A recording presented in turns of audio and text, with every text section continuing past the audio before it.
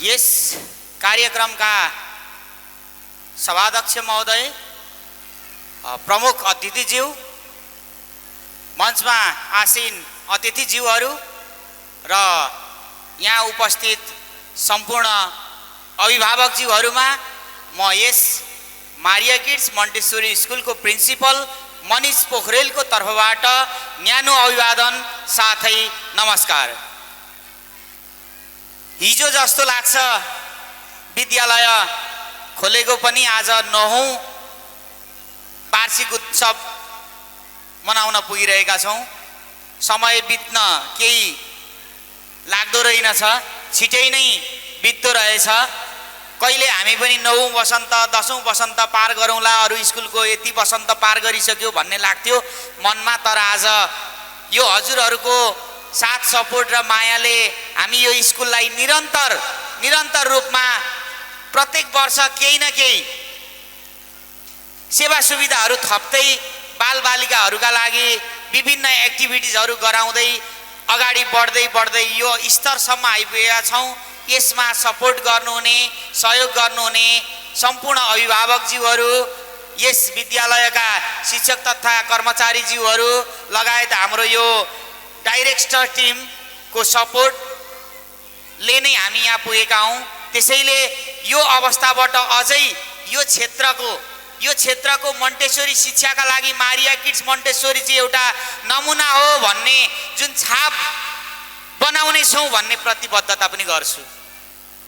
हिजो मोन्टेसोरी शिक्षाको विषयमा हामीले गाउँघरमा बुझाउँदै हिँडेका, मोन्टेसोरी पढाउन ल्याइदिनु होला भनेर भन्दै हिँडेका घटनाहरूलाई अहिले म सम्झिन्छु। अहिले सबैलाई थाहा छ मोन्टेसोरी शिक्षा गाउँमा घरमा साना कोठामा पनि मोन्टेसोरी शिक्षाहरू चलिरहेका छन्। बच्चाहरूलाई कसरी डेभलप गर्ने, ओभरअल डेभलपका लागि के चाहिन्छ भनेर चाहिँ कार्यहरू हरेक ठाउँबाट हरेक क्षेत्रबाट भइरहेका छन्। यो हुनु आवश्यक पनि छ। कम्पिटिसनवाला मार्केट भयो भने हरेक कुराका लागि प्यारेन्ट्सहरूले सुविधा पाउनुहुन्छ। सुविधा थप्दै जाने कुराहरूमा पनि विद्यालयहरूले कम्प्रोमाइज गर्ने छैनन्। त्यसैले हामीले पनि एउटा बालबालिकाहरूका लागि एउटा अध्ययन गर्ने कक्षा कोठा मात्रै नभएर तिनीहरूका लागि एउटा ठुलो फिल्ड पनि चाहिन्छ, जहाँबाट बच्चाहरूले आफ्नो ओभरअल डेभलपमेन्टका लागि अगाडि बढुन् भन्ने पनि हामीले सोचेका छौं। त्यसका लागि हामीसँग प्रशस्त फिल्ड छ। अझै चाहियो भने हामी अझै यो पछाडिको जग्गा पनि थप्नेवाला छौं। हामीलाई प्रत्यक्ष रूपमा सहयोग गर्दै आउनु भएको भवानी प्रसाद घिमिरेज्यूलाई हामीले अगाडि स्टेजमै राखेका छौं। उहाँलाई म पुनः भन्न चाहन्छु, हामीलाई सहयोग गर्दै जानु होला। हामीले यहाँ जे गर्नुपर्ने त्यो कुरामा हामी कुनै कुरामा पनि पछाडि हट्ने छैनौं, चुक्ने छैनौं भन्ने बाचा पनि गर्छु।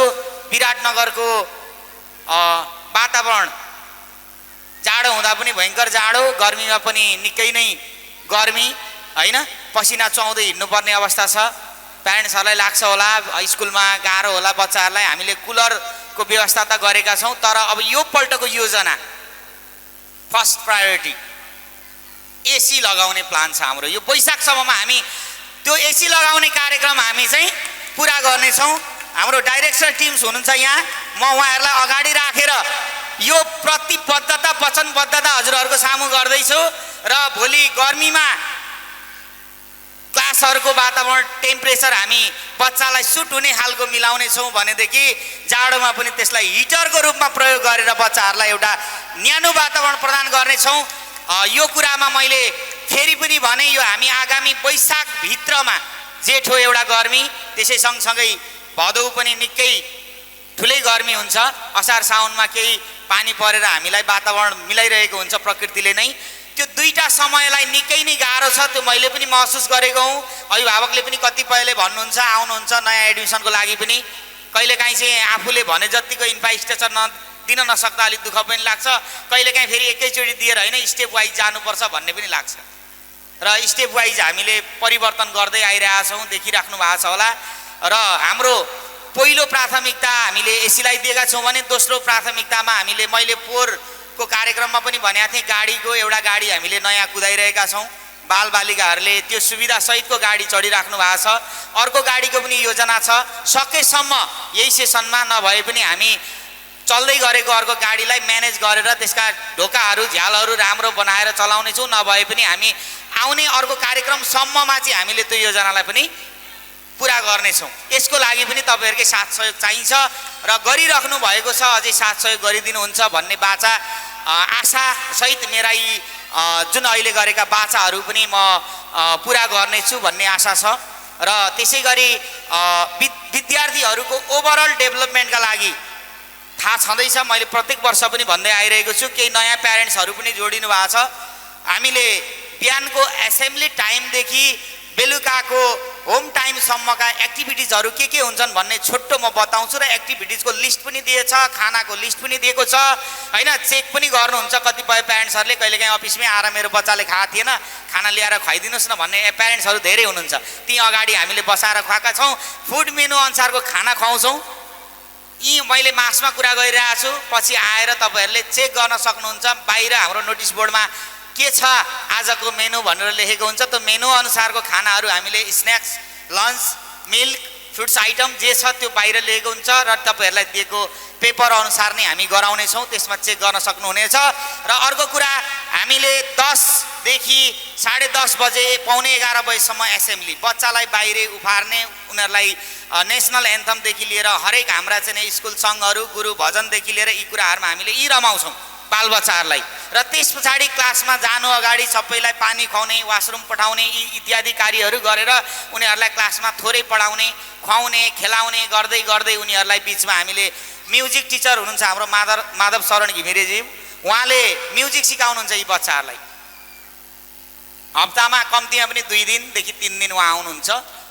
र योगा हुन्छ हाम्रो, योगाको पनि हाम्रो पर्फर्मेन्स बाँकी नै छ, यहाँ आउँछ। त्यो योगा चाहिँ के रहेछ भन्दा अहिले बालबच्चाहरूलाई हामीले नि बिगारेका छौँ भन्दा पनि हुन्छ। मोबाइल नहेरी त खाँदैन। म पनि भन्छु, मेरो पनि छोरी यहाँ घरिघरि आउँछ, उसलाई पनि मोबाइल चाहिन्छ। त्यो किन समयको मागसँगै हामीले बानी पारेका छौँ। अनि मोबाइलमा पनि हामीले रिल फ्याट्ट 1 सेकेन्ड 2 सेकेन्ड 3 सेकेन्ड हेर्ने बित्तिकै कुदाइहाल्नुपर्छ। त्यो एकदम धैर्यता भन्ने चिज छैन, हामीमा पनि छैन, हामी पनि बानी परिसकेका छौँ, बच्चामा पनि छैन। त्यो धैर्यता नभएपछि कुनै कुरामा त्यो चाहिँ अगाडि बढ्न अलिकति गाह्रो हुन्छ। त्यसैले गर्दा योगा भन्ने बित्तिकै सुरुमा त बच्चाहरू बानी पर्दैन होला, बस्नै गाह्रो हुन्छ है, उफ्रिनुपर्छ, कुद्नुपर्छ, बानी परेको छैन भने एकछिन रुनु पनि पर्छ हैन। त्यसले गर्दाखेरि एकछिन बच्चाहरूलाई आँखा चिम्लिन लाउने, त्यो फिङ्गरहरू टच गरेर बस्न लाउने, नमस्कार गर्न लगाउने लगायतका कुराहरू एकछिन गर्दै उनीहरू 5 मिनट 7 मिनट 10 मिनट धैर्य गर्न, आँखा चिम्लिएर बस्न सक्ने हुन्छन्। हेर्नु, त्यो भनेको कन्सन्ट्रेसन, त्यो आवश्यक छ। यो हरेक कुराका लागि कन्सन्ट्रेसन आवश्यक छ, त्यो गराउँछौँ हामी। योगा डेली हुन्छ, डेली दैनिक हाम्रो कार्यभित्रै परेको छ, त्यो रुटिनमै छ योगा। पिजी क्लासदेखि क्लास 2 सम्मकै विद्यार्थीले योगा गर्छ।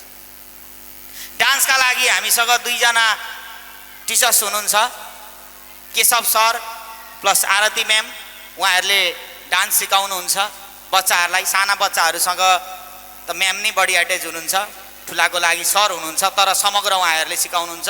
त्यो म्युजिक डान्समा बच्चाहरूलाई अगाडि बढाउनु आजको आवश्यकता पनि हो, हरेक कुरामा अगाडि बढाउनु। त्यसै गरी हामीले बेला बेलामा ड्रामाका कुराहरू पनि सिकाउँछौँ हैन। आज ड्रामा पनि प्रस्तुत हुँदैछ, अन्तिमसम्म बसिदिनु होला, मैले अनुरोध गरेको छु। अन्तिममा छ ड्रामा, समसामयिक घटनामा आधारित छ, देखिहाल्नुहुन्छ। यी सबै कुराहरू हामीले क्लास एक्टिभिटिज भित्रै गर्ने हो, क्लास भित्रै गर्ने हो। अनि कहिलेकाहीँ प्यारेन्ट्सहरूको गुनासो म भनिहाल्छु है, मैले पनि भन्ने मौका हो यो। तपाईँहरूको पनि गुनासो म एनी टाइम सुन्छु, अफिसमा, फोनमा, व्हाट्सएपमा च्याट गरेर भए पनि गुनासोको मैले रिप्लाई गरेको छु। हुन्छ, काम गर्दै जाँदा अलिकति कुनै कुराहरू म्यानेज नभइरहेको हुन्छ, त्यो त हजुरहरूले सम्झाएपछि हामीले म्यानेज गरेका छौँ, सकेसम्मको गरेका छौँ। स्कुलले होमवर्कै दिएन आज त, बच्चो त्यो होमवर्क नपाएपछि घरमै अडिँदैन। होमवर्क अलि बढी दिनु पर्थ्यो, सरहरूले किन नदिया, यो खालको गुनासो। मेरो लागि कम भयो, अझै बढी 3 पेज दिनुहोस्, यो खालको गुनासो छ। तर स्कुलमा एक्टिभिटी चाहिँ के गर्यो त बच्चाले? रिडिङ मात्रै गरेर गयो, बा डान्सको प्र्याक्टिसै थियो नि के उसको, बा म्युजिकमै बसिया थियो। हामीले केही न केही त गराएका हुन्छौँ। त्यत्तिकै हामीले 9 बजे 10 बजेदेखि 4 चाहिँ बच्चो राख्दैन। रिटर्न गराउनु चाहिँ पढाउनु, होमवर्क दिँदा चाहिँ स्कुलले पढाएछ, होमवर्क दिएन चाहिँ आज स्कुलमा त्यत्तिकै गयो मेरो बच्चा, खोइ होमवर्क खालको गुनासो छ। यसलाई बुझिदिनु होला। मैले तपाईँहरूलाई अप्ठ्यारो परोस् भनेर यो कुरा भनेको होइन। बच्चाको पढाइ भनेको चाहिँ लेख्ने मात्रै होइन, पढ्ने सँगसँगै जति पनि कुराहरू हामीले संस्कार सिकाइरहेका छौँ त्यो संस्कार नै उसले पढ्दैछ क्या।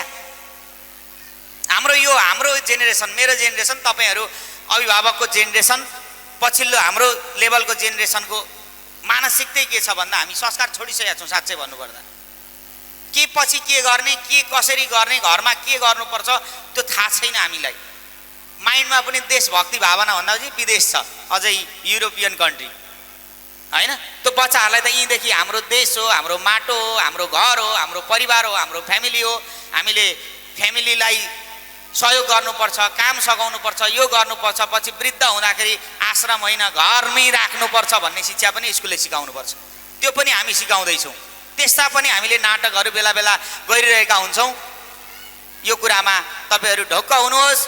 स्कुलले लेखाउने मात्रै काम गर्दैन, पढाउने मात्रै काम गर्दैन, सँगसँगै बच्चाको ओभरअल डेभलपमेन्टका लागि र अहिलेको समयअनुसारको मार्केटमा कम्पिटिसनमा अगाडि आउनको लागि विद्यालयले खेल्नुपर्ने भूमिका अनिवार्य खेल्ने छ र त्यसमा तपाईँहरूको साथ सहयोग आवश्यक छ।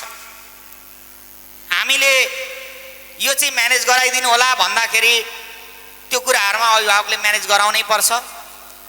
र यो समयमा मिटिङ छ भनेर एउटा कुरा मैले जोडेँ यसमा, एभ्री इयरको हाम्रो एकाडेमिक क्यालेन्डर हामीले प्यारेन्ट्सलाई डिस्ट्रिब्युट गरेका छौँ। एभ्री इयर त्यहाँ अगाडि नै मेन्सन हुन्छ कहिले कुन प्रोग्राम छ। यो एनुअल प्रोग्राम पनि तपाईँहरूले थाहा भएन भन्न पाउनुहुन्न। क्यालेन्डरमा आज भरे गएर चेक गर्नु होला, आजकै डेटमा यो कार्यक्रम छ। सबलाई थाहा थियो यो कुरा? थाहा थियो? थिएन पनि होला। थियो भनेदेखि तपाईँहरूलाई धन्यवाद। अब अर्को गुनासो गरेँ, हाम्रो यो कार्यक्रमका लागि कतिपय कुराहरू प्यारेन्ट्सहरूले नोटिस नहेरेर पनि होला। मैले क्लास वाइज व्हाट्सएप ग्रुप बनाएको छ, सबैलाई जोडेको छु।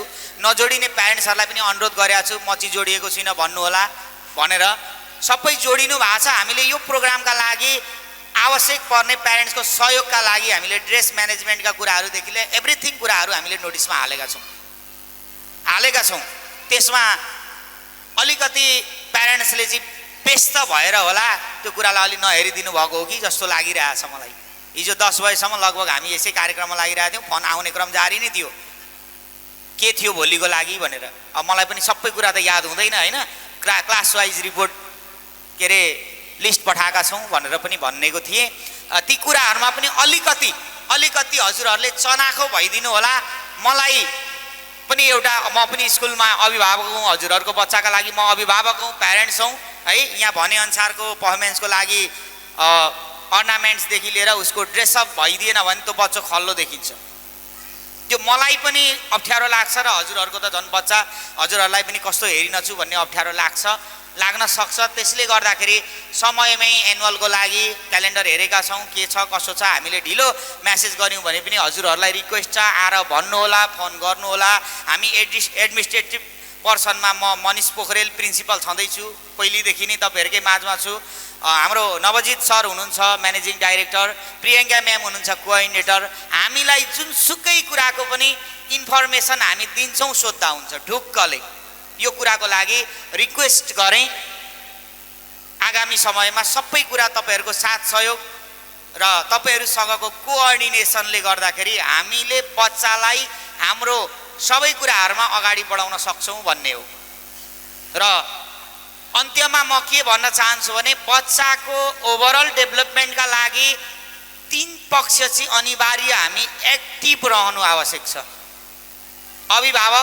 अभिभावक भनेको त पहिलो टिचरै हो, पहिलो शिक्षकै अभिभावक हो। बच्चालाई हाँस्न सिकाउनेदेखि रुन पनि सिकाउनेदेखि लिएर हरेक कुराहरू संस्कार सिकाउने सबै। त्यस पछाडि शिक्षक र एडमिनिस्ट्रेटिभ पर्सन, यो तीनटाको कोअर्डिनेसन राम्रो हो भने त्यो बच्चाको वृद्धि चाहिँ ठुलो छिटो हुन्छ र राम्रो हुन्छ।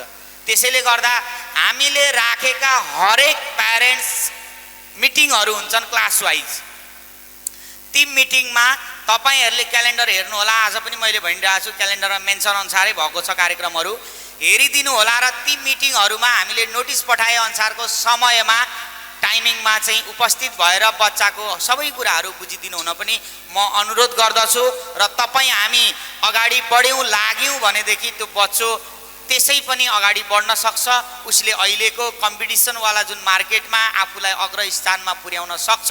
त्यसैले हामी एकजुट भएर अगाडि बढौँ, आजै बाचा गरौँ। बच्चाको हरेक कुराका लागि म स्कुलसँग बुझ्छु, स्कुलमा जान्छु, चासो राख्छु, फी तिर्न बरु क्युआर पठाउनु भन्दिनँ, म स्कुलमै गएर तिर्छु भन्ने गर्नु। त्यति भयो भने बढी मात्रामा हामीसँग कम्युनिकेसन हुन्छ, कुराकानी हुन्छ, टच हुन्छ र बच्चालाई त्यति गरेर हामीले अगाडि बढाउन सक्यौँ भने भोलि ऊ विश्व सामु ऊ अगाडि स्थानमा आएर उसले विश्व रेकर्ड समेत कायम गर्न सक्छ भन्दै म लामै बोलाएँ होला। यसको लागि अब पर्फर्मेन्स धेरै छन् होइन, त्यसमा चाहिँ म क्षमा माग्दै पनि यो मञ्चबाट बिदा हुँदैछु। धन्यवाद।